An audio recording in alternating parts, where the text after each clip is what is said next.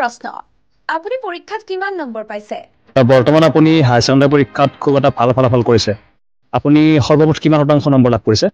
উত্তৰ মই 99.9% লাভ কৰিছো হয় মই 99.9% পাইছো আকৌ প্ৰশ্ন আপুনি এই নম্বৰ পাই সুখী নে আপুনি ইয়াতকৈ সুখী নে আৰু বিচাৰিছিলে আপুনি উত্তৰ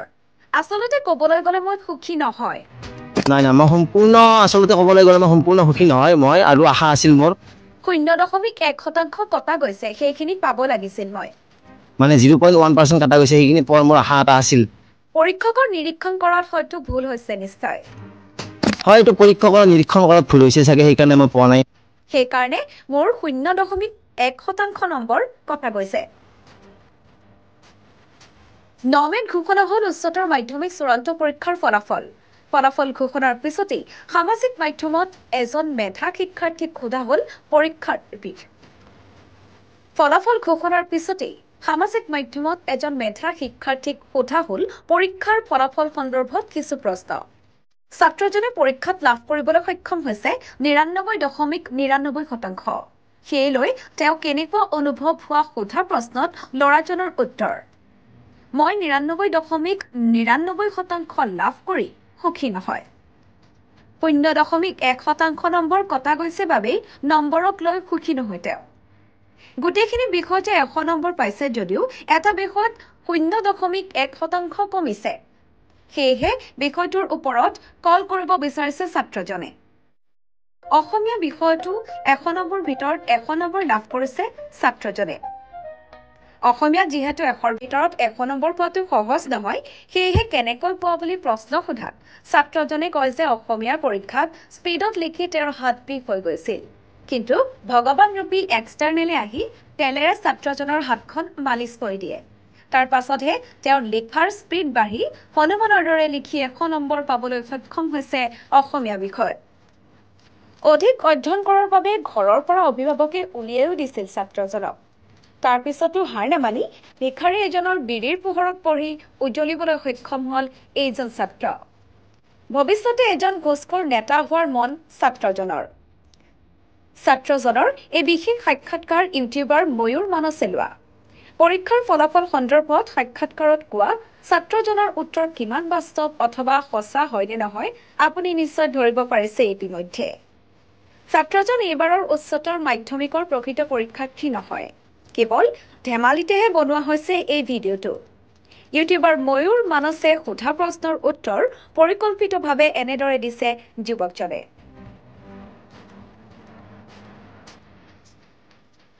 বৰ্তমান আপুনি হায়াৰ ছেকেণ্ডাৰী পৰীক্ষাত খুব এটা ভাল ফলাফল কৰিছে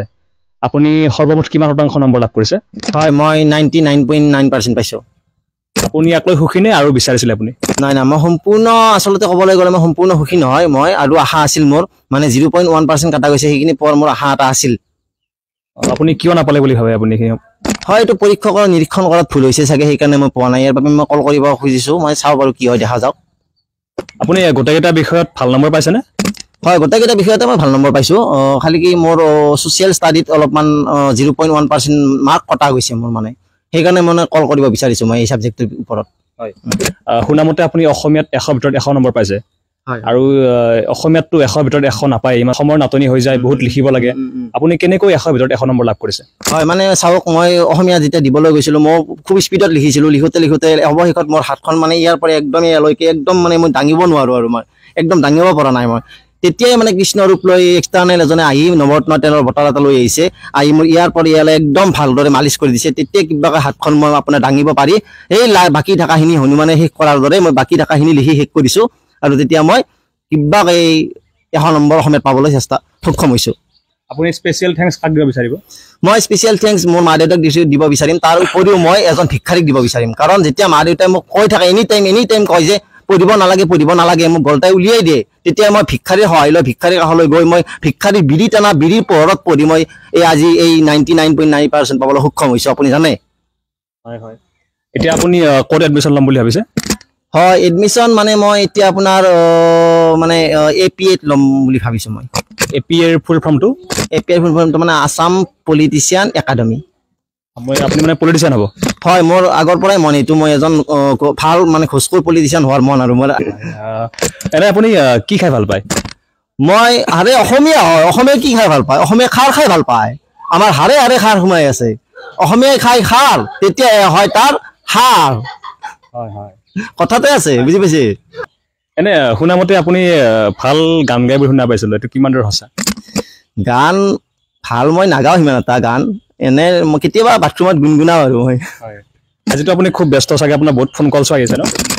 হয় হয়, মোৰ বহুত ফোন কলছ আহি আছে। হয়, ফোন কলছ আহি আছে।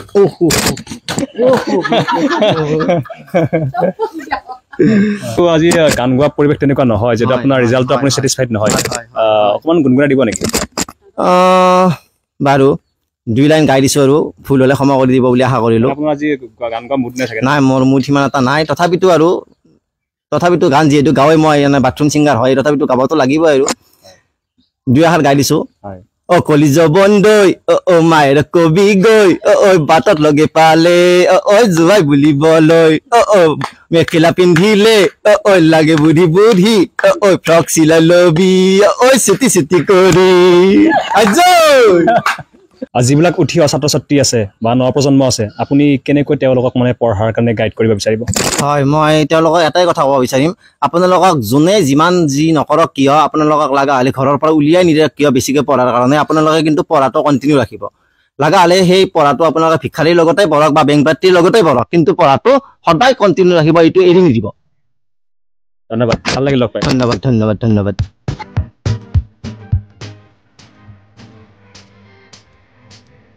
Entertainment Next, Custody.